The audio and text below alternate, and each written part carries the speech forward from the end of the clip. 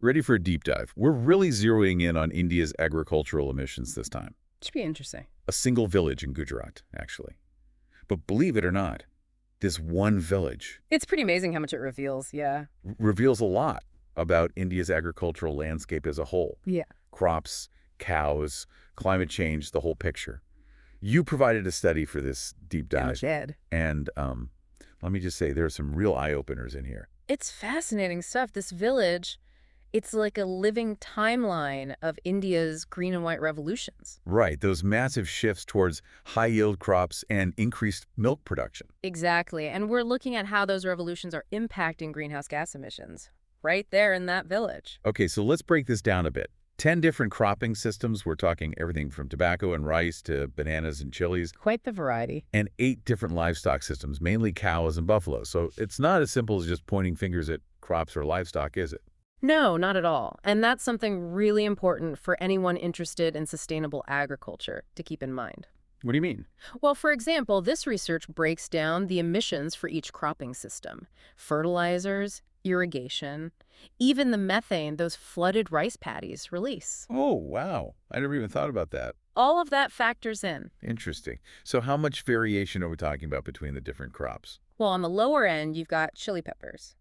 About 4.7 tons of CO2 equivalent per hectare. CO2 equivalent. So that translates all the different greenhouse gases into a single unit. Precisely, like a common currency for emissions. I like that analogy. That's good. Thanks. But then on the other end of the spectrum, you've got this system that rotates tobacco, millet, and rice.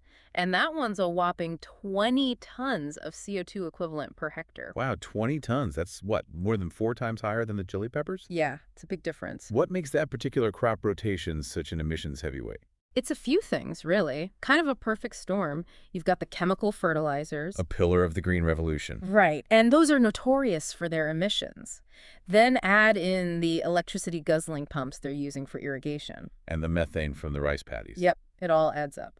So we're already seeing how these revolutionary changes to agriculture, they have these consequences that kind of linger. Definitely. But how do these numbers compare to the average farm? Not just in India, but globally. Are we talking outliers here, or is this, a more widespread issue? Well, that's where the alarm bells really start to ring. This village, its emissions are 15 times higher than the average for India, Right. 10 times higher than France's national average, and even 4 times higher than this one region in France that's known for its dairy farming. Really? It just goes to show that even within a single village, the variation in emissions can be huge. And the choices made at the local level, those can have global implications. So if it's not just about the sheer number of animals, what's causing those higher emissions from the lower yielding livestock? Well, you've got to remember, a cow produces methane. With every breath. Exactly. And, well, let's just say bodily function, regardless of how much milk it's giving. Right. And in this village, with those generally lower milk yields, that means the emissions per liter of milk produced are significantly higher. That makes sense. It's like, Yeah. what, driving a gas guzzler car, but only going a short distance. There you go. That's a great analogy. Thanks. You're using a lot of fuel for the distance you're actually covering, and this is a key point because it really challenges that assumption that simply having fewer animals equals lower emissions. We have to look at the breeds, the feed, the whole system. And speaking of the whole system, what about manure? I always thought that was a major source of methane. It definitely can be. It all depends on how it's managed. But in this particular village, manure actually only made up about 2% of the total agricultural emissions. Really? That's surprisingly low. Why is that? Well, remember those low milk yields we talked about? Less milk often means less manure overall. Oh, okay.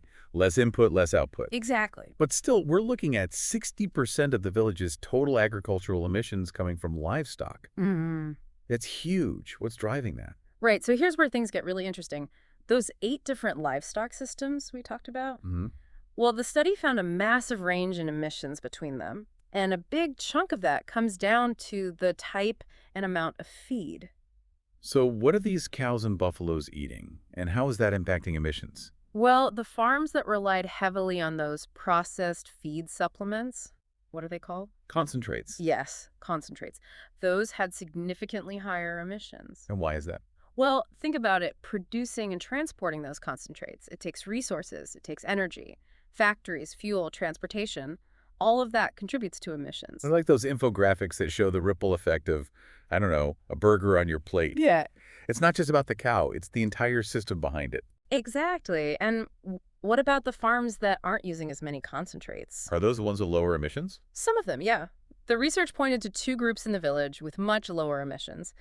Those who have moved away from livestock and are focusing more on crops, Okay. and then those who rely more on natural fodder. So grazing, foraging. Things like that. Much less energy intensive than producing and transporting feed. It sounds like there are different paths towards lowering emissions, Yeah, each with its own trade-offs. exactly. There's no easy answer. So how do we balance, the need to feed people with protecting the planet? It's the million-dollar question, isn't it? And the study doesn't offer a simple solution, of course. It is just one village after all. Right, exactly.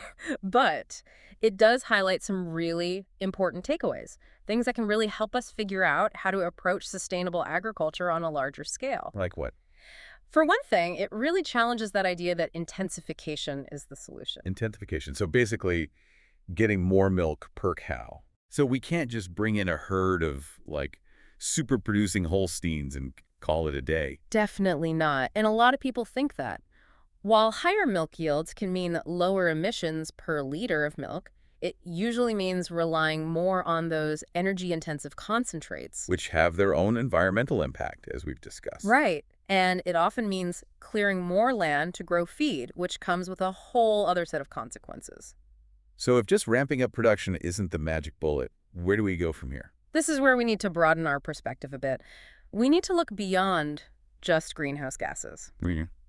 Well, when we're talking about sustainable agriculture, the environmental impact goes way beyond just the climate. Right, of course. Yeah. It's about the whole ecosystem. Exactly. So what else do we need to consider? Water pollution is a big one. Oh, right. All that fertilizer and irrigation. It's got to go somewhere. Yeah. And when you get all that excess nitrogen and other chemicals running off the fields, Right. that's when you start seeing polluted waterways. Even drinking water sources can be affected. And that's something you definitely don't want to mess with. Water pollution. We're talking about a human health issue as much as an environmental one, right? Absolutely. So what other impacts did this study highlight? They also brought up ammonia emissions. Those come mainly from livestock waste. Right. And ammonia is not a greenhouse gas. But it's still a problem. Oh, definitely. Ammonia is a major air pollutant. Well, It yeah. contributes to smog, acid rain, even respiratory problems. It's all connected, isn't it? The air, the water, the land, our health. It really is. Sustainable agriculture has to take all of that into account. It has to be a holistic approach. We can't just focus on reducing one type of emission Yeah. and hope for the best. Exactly. Speaking of a holistic view, though, we can't forget about the people involved, can we? Sustainable farming has to work for them too, socially and economically. Absolutely. And this study actually touched on that a bit.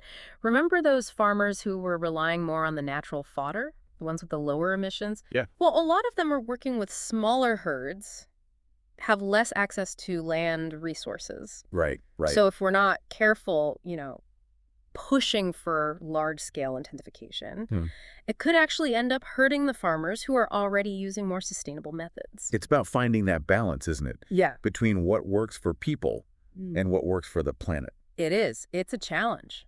There's no doubt about it. And that's why research like this is so important. It sheds light on the nuances, the complexities. It's not just black and white. Exactly. There's no one-size-fits-all solution. So for our listeners then, what's the main thing they should take away from all of this? What should they be thinking about long after this deep dive is over? I think the biggest takeaway is that sustainable agriculture, it's going to look different in different places. Makes sense. What works in an Indian village might not work on a big dairy farm in the U.S. or, for a pastoral community in Africa. It's about understanding the local context, figuring out the trade-offs, and crucially, involving the farmers. Yeah. They need to be a part of this. It's about those connections, isn't it? It is. Crops, livestock, the environment, the people, and finding solutions that work for all of them. Couldn't have said it better myself. One thing that struck me, though, reading through this study, it didn't really talk much about renewable energy. Like, would those solar-powered irrigation pumps make a difference here? How would that change the emissions equation? And what new challenges might come with using those technologies? All good questions. It's something for everyone to consider, I think, as they continue their own deep dive.